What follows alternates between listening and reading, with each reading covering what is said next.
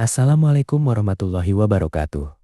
Pada kesempatan ini, kita akan membahas salah satu topik penting dalam filsafat, pendidikan Islam, yaitu konsep pendidikan Islam menurut pemikir besar Ibnu Khaldun, dan bagaimana gagasan tersebut relevan dengan sistem pendidikan modern.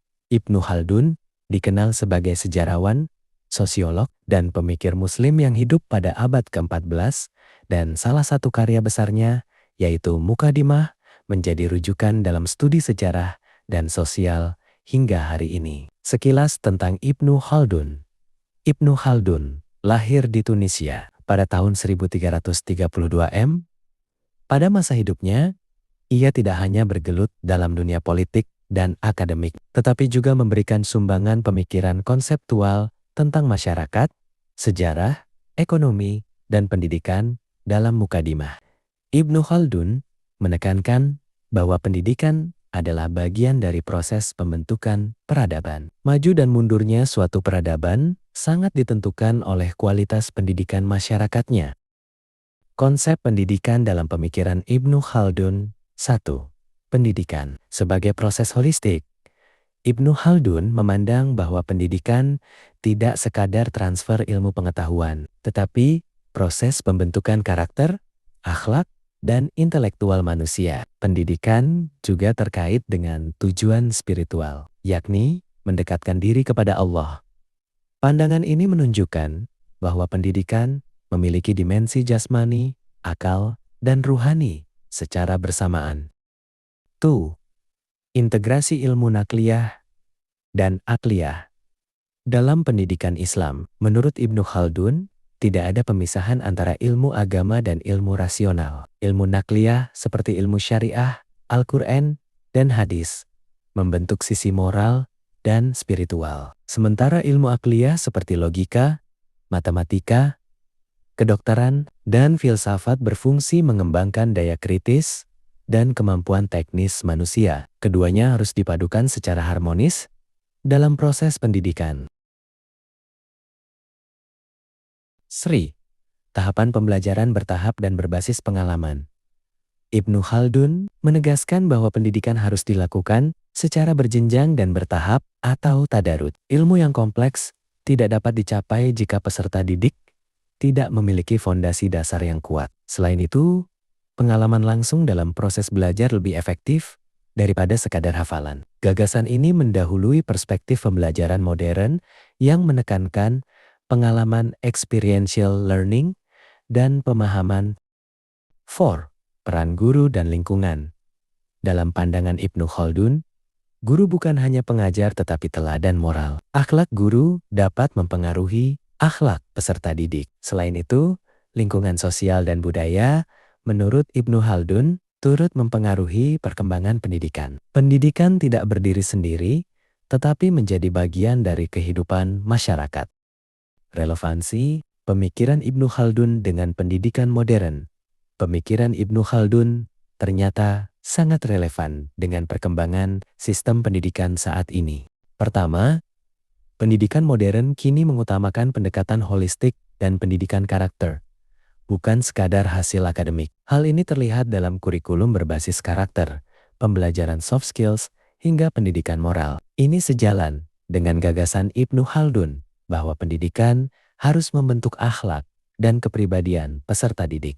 Kedua, pendidikan modern mulai mengintegrasikan antara ilmu agama, sosial, dan sains. Di Indonesia misalnya, banyak lembaga pendidikan Islam modern yang menggabungkan kurikulum agama dan sains secara terpadu. Model ini merupakan bentuk penguatan terhadap ide Ibnu Khaldun mengenai integrasi ilmu, nakliyah, dan akliyah. Ketiga, metode pembelajaran berbasis pengalaman atau student-centered learning, seperti project-based learning, problem solving, dan competency-based learning, merupakan refleksi dari gagasan Ibnu Khaldun mengenai pentingnya pengalaman dalam pembelajaran.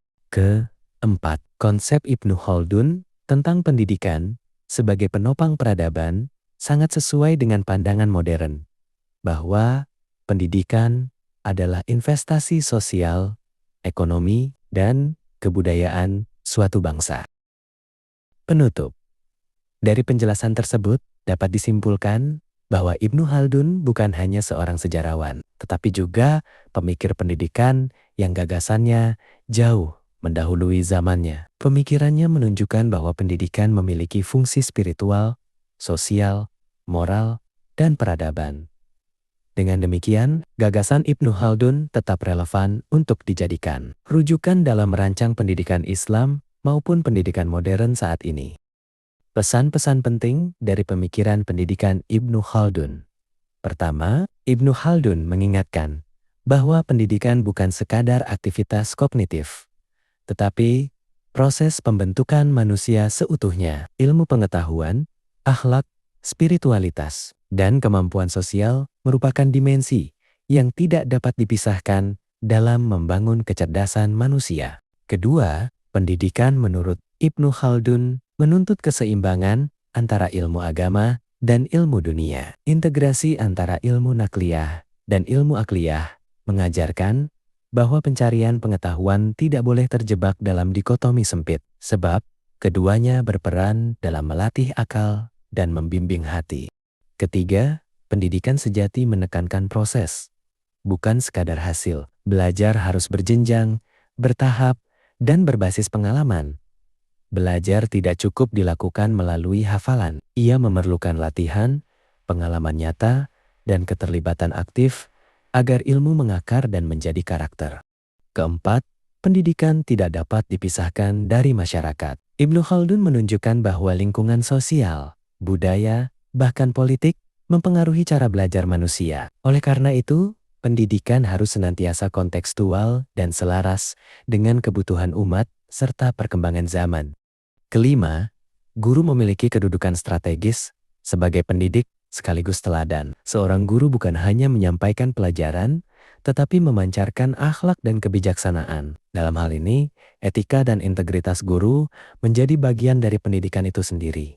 Keenam, Ibnu Khaldun mengajarkan bahwa pendidikan adalah sumber kekuatan peradaban. Bangsa yang maju adalah bangsa yang mengembangkan ilmu dan mengutamakan pendidikan. Sebaliknya, kemunduran intelektual akan berujung pada kemunduran sosial dan peradaban.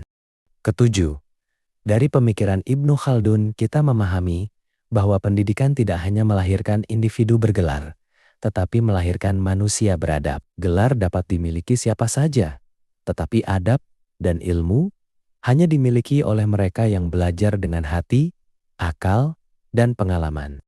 Pesan terakhir yang dapat kita renungkan ialah bahwa pendidikan dalam Islam memiliki arah, tujuan, dan orientasi akhir yang jelas mengantarkan manusia menjadi hamba Allah yang berilmu, beramal, dan membawa kemaslahatan bagi umat serta peradaban. Daftar pustaka, Nasution, ed. Konsep Pendidikan Agama Islam menurut Ibnu Khaldun dan relevansinya terhadap pendidikan modern, Tausiah, Jurnal Hukum, Pendidikan dan Kemasyarakatan, ke-2024. Alfian, N. Holistic Education dalam Perspektif Islam, Jurnal Pendidikan Islam Nusantara, ke-2025. Fadli dan Panggabean, H. The Educational Thought of Ibn Khaldun and Its Relevance to Modern Curriculum, GI Conference Proceedings, ke-2025. Al-Rashid, A. Pendidikan sebagai Modal Peradaban, Jurnal Filsafat dan Sosial Islam, 2024. Tamatnya sudah acuan tadi.